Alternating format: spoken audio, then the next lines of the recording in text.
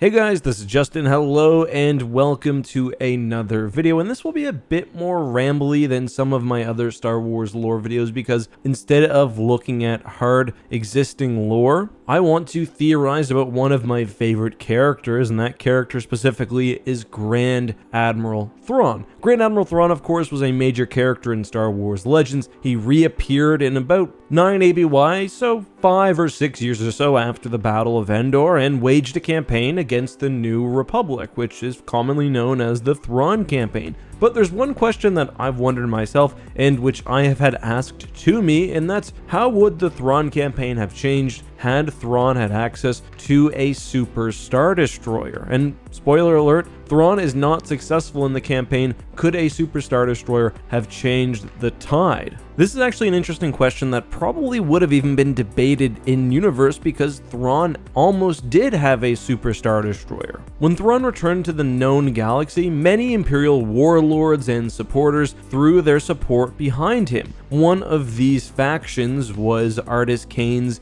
Pentastar alignment. However, as the Essential Guide to Warfare explains, rather than an acquiescence of power, Kane saw this as a temporary military confederation between Thrawn and the Pentastar alignment, so he refused to hand over the Reaper, which was his Executor-class Super Star Destroyer and his flagship. The Essential Guide to Warfare also goes on to state that Thrawn, near the end of his campaign, was about to call on reinforcements from allied warlords who were largely using their ships to defend their own territory so the New Republic couldn't counterattack, and that Artus Kane claimed that he actually was going to commit the Reaper to Thrawn's forces. So again, this is a situation that actually could have happened, perhaps, had a few things went differently. But how would have Thrawn's access to the Reaper changed things? Well, first of all, we have to look at Thrawn's military strategy, and specifically the strategies he was employing during this campaign. The Essential Guide to Warfare says that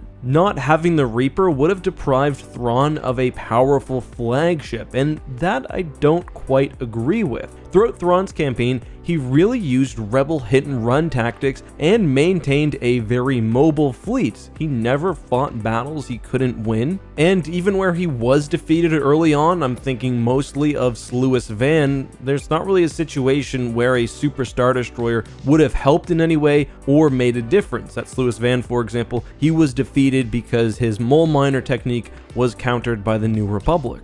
Thrawn's early actions were mostly raids against lightly defended forces, which he always was successful at. A Super Star Destroyer is not really meant for this kind of situation because it's slow, it's not very flexible, and most importantly, it limits where your ships can be at once. What I mean is that Thrawn would have to basically lose 10 ISDs and their crews just to use this one SSD. At least early on in the war, and this reminded me of a prior video I did where Mon Mothma discusses what if the Rebel Alliance somehow gained access to an Executor class. It wouldn't be practical for them to crew it, even if they could. Thrawn was not only resource deprived like the Rebels, but was employing a similar strategy. As the Essential Guide to Warfare explains, Thrawn's was a classic variation on the ancient stateless strategy practiced by insurgents for millennia. The New Republic military had to keep every one of its systems safe, or it would seem weak to panicked systems. To look strong, Thrawn had to only stage high-profile raids and evade capture. The rebels had once used the same strategy to erode the perception of Imperial power. Now a rogue Imperial was using it against former rebels. That's at least during the early campaign. Thrawn certainly would have had some use for a Super Star Destroyer later on. We know that Thrawn was seeking to move from this stateless strategy to fighting a more traditional war because one of his main goals was the capture of the Katana fleet, which would significantly increase his fleet's firepower. Thrawn had a strategy for crewing those 178 ships, which he could have also used for the SSD, and that was cloning. It still would have obviously taken time to grow enough officers to supply his ship, but eventually Thrawn would have had enough clones to power the Super Star Destroyer, or alternatively, he could have also used officers from Artus Kane's fleet. If the Super Star Destroyer Reaper is coming, it's also quite likely that they will have a crew for it as well. Again, I still don't think he'll use it early on in the war, but later on when he's in more open warfare against the New Republic, it could become useful. There are really two main options. One, Thrawn deviates drastically from his plans, and two, he integrates the Reaper into existing strategies. I do think he would go to the latter, as the Executor class actually augments his plans, but if we're looking at where Thrawn could have maybe deviated from his plans, well, the Reaper could have really helped him up the New Republic's sense of urgency. He could have used it to outright attack major New Republic held worlds, maybe even sieging, say, Mon Calamari or another important system, perhaps even attacking Coruscant, although with its planetary shields and space stations and ground-based defenses, I do think that planet was too well defended. Instead, I think Thrawn does what he always did throughout his campaign.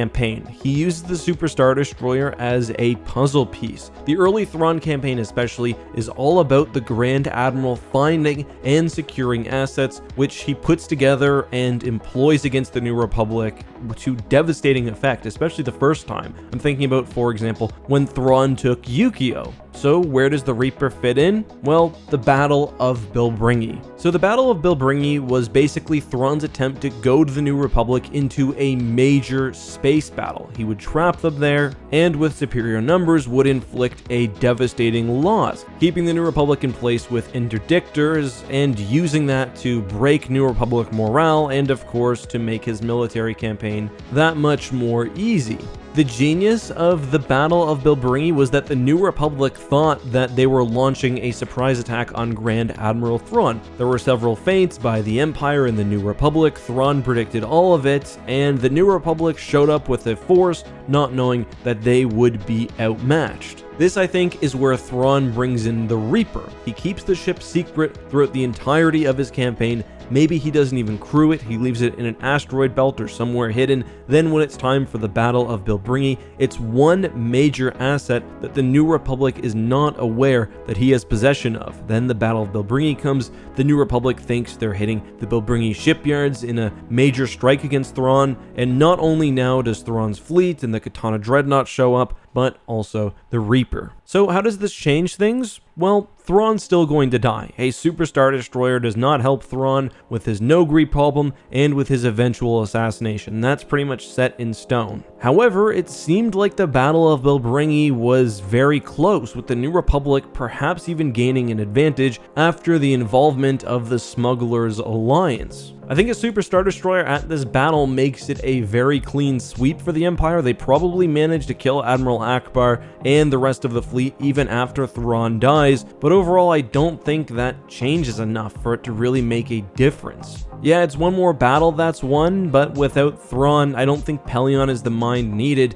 to launch the campaign, and the New Republic is ultimately successful either way. I think Thrawn probably recognized this because the Essential Guide to Warfare even explains Thrawn almost did call reinforcements, including the Reaper. He had perhaps other forces available to fight for him, but he may have been able to win Belbringy otherwise. However, without Thrawn, the campaign just falls through. One extra Super Star Destroyer, the loss of a Rebel fleet just does not do enough to tip the scales. At least in my opinion. What do you think? Would the Empire have been in a significantly stronger position had this happened? Definitely a little bit stronger, I think, but losing Thrawn is still losing Thrawn. Would the New Republic have ultimately lost the war had there been a disaster at Belbringy? Let me know all of that and more down in the comments. Thank you guys so much for watching this video. Until next time, be safe, have a good one, and may the Force be with you.